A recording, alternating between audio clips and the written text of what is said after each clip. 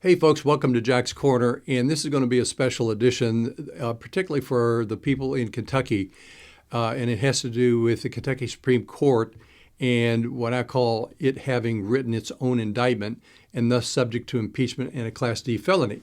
As acknowledged by the Kentucky Supreme Court in its opinion of April 6, 2026, stating that the 1975 amendment of the Kentucky Constitution reaffirmed the legislature's sole power to impeach per Section 66 of the Constitution, and further reiterated at Section 109 that the impeachment power is inviolate as the sole prerogative of the legislature, they have indicted themselves by the language of their own decision. First off, the legislature in impeachment proceedings are acting in a judicial capacity, if not at least a quasi-judicial capacity, wherein decision is not reviewable nor can be interfered with by any of the court's rulings.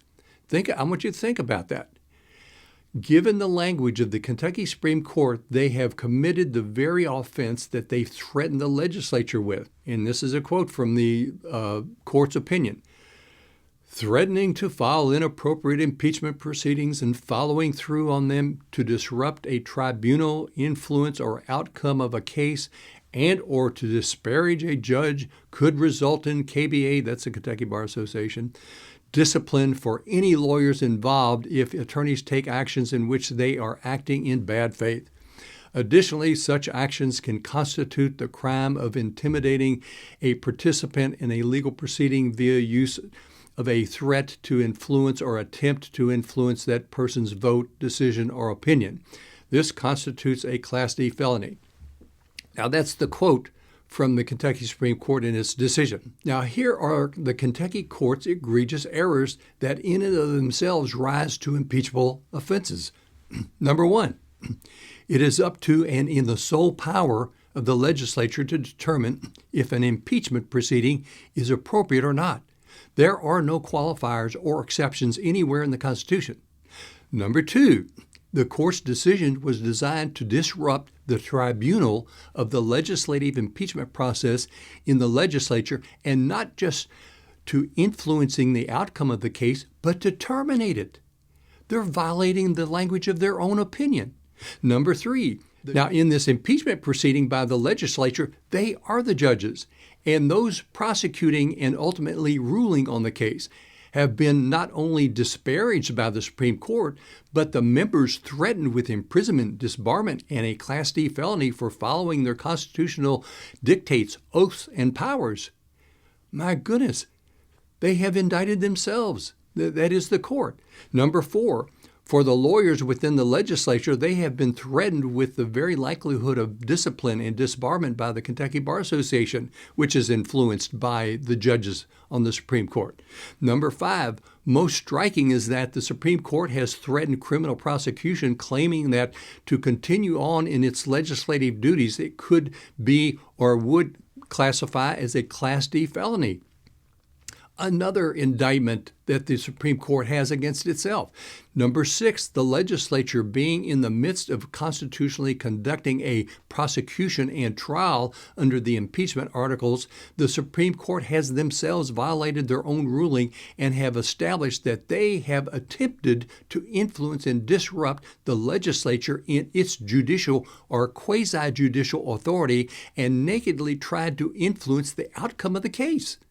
They have disparaged the legislative judges in the exercise of their constitutional duty, and in doing so, they have themselves committed what they, in their own decision, described as conditions for a Class D felony. Folks, the argument can be made that the Supreme Court itself in its decision has committed a Class D felony. Number seven, the Supreme Court has written its own indictment and grounds for not only impeachment, but indictment for a Class D felony, as I've said. Number eight, the very thing the Supreme Court accuses the legislature of is exactly what the court itself has done and has committed.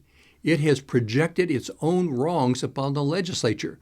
In fact, the Supreme Court's decision is an admission against interest, having affirmed the legislature's sole power and inviolate authority with regard to impeachment, and then the court violated its own order. To repeat, the judicial amendments to the Constitution in 1975 did not weaken or provide exceptions to the legislature's sole power and inviolate right to impeachment.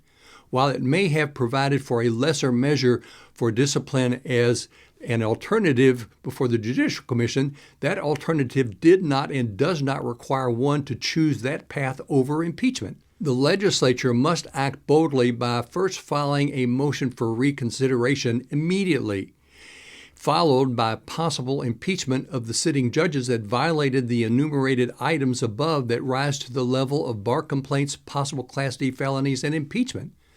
More egregious is the irreparable damage language in the decision of the Supreme Court that is actually being done to the legislature. Now, follow me here.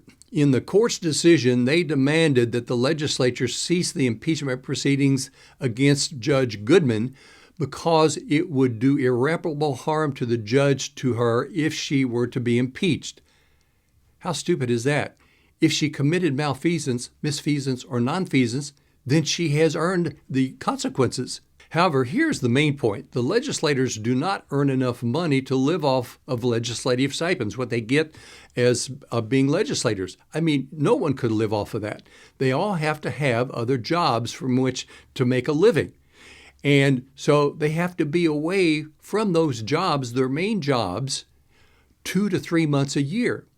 And for the Supreme Court to threaten the legislators in the precarious condition in which they already have to make sacrifices in order to be a legislature and then have another job to make a living and to operate, it makes serving in the legislature almost prohibitive. And then for the Supreme Court to threaten them that they could lose their main job, and then the legislative job on top of that is basically the real definition of irreparable harm. The Kentucky Supreme Court has threatened irreparable harm if the legislature follows through with its legislative oath and follows the Constitution. This is a constitutional crisis created by the Supreme Court, which in and of itself is a violation of the Constitution.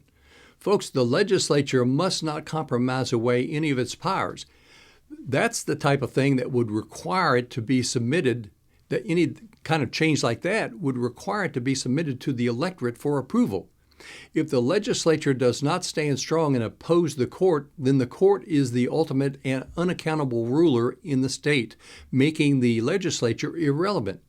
Under this scenario, all sorts of corruption and illegal activity and erroneous enjoinders could go on for years before the people could ever stop the corruption by voting them out of office. Okay, let me wrap it up this way. I don't think Kentucky has ever faced such a constitutional crisis.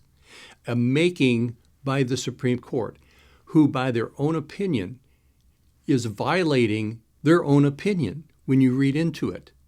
So this is very serious, folks. And the citizens of this state are at risk too, because then it renders the Supreme Court your ruler, because they can make anything constitutional and rule upon it up or down. So you have the power, and the people have the greatest power in the House, in the legislature. There's where your power is, not with the executive and not with the Supreme Court. It's the people's house, and you must protect your power and your rights as citizens of Kentucky. And you need to get on the phone, and you need to be talking to your legislators and giving them encouragement to do the things that they need to do. This is not of their making, it's of the Supreme Court's making. So with that, I'm Jack Richardson for Jack's Corner.